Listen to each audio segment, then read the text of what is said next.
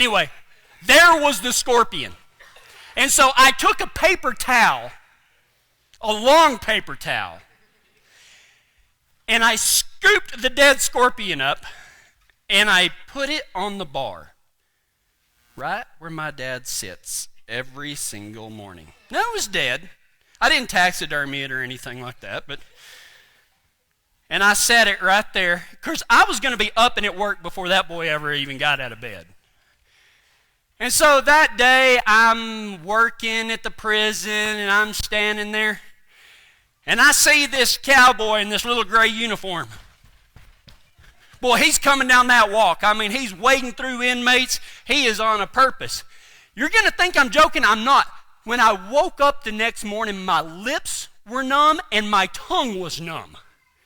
And I was kind of talking like this. And it's really hard to tell an inmate what to do when you're talking like this. Hey, come here! Everybody's like, what's the matter with you? Oh, no! I got done by a dinosaur. And so Dad comes walking in the building where I am. He walks up there and he goes, I owe you an apology. He said, but I'm finna whip your butt. I said, why? He goes, let me point out my morning to you. He said, I get up this morning. He said, I walk in there, and I appreciate you making the coffee there, Bible dude, Hebrews.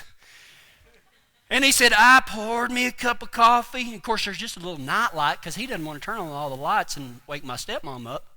So he never turns on any light, just the bathroom light and the little night light in the kitchen. And he said, I poured my coffee. And he said, I went over there to that bar stool right where that convenient little napkin was set down right there.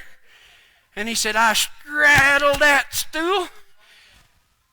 And I set the coffee down, and I bowed my head, and I opened it up, and there's a Tyranoscorpionus Rex looking at me from this far away. He said, I threw coffee all over the ceiling, fell over backwards, and he said, and I bumped my head, and you need to say you're sorry. I said, I'm not going to tell you I'm sorry. I told you last night. He said, I did feel a little guilty. He said, dadgum, he said, that was a big old scorpion that stung you. I know.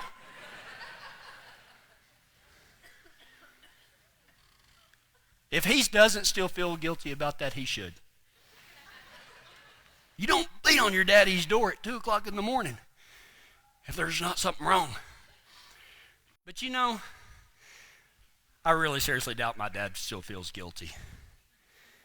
But you know what? In Christianity, there's a problem.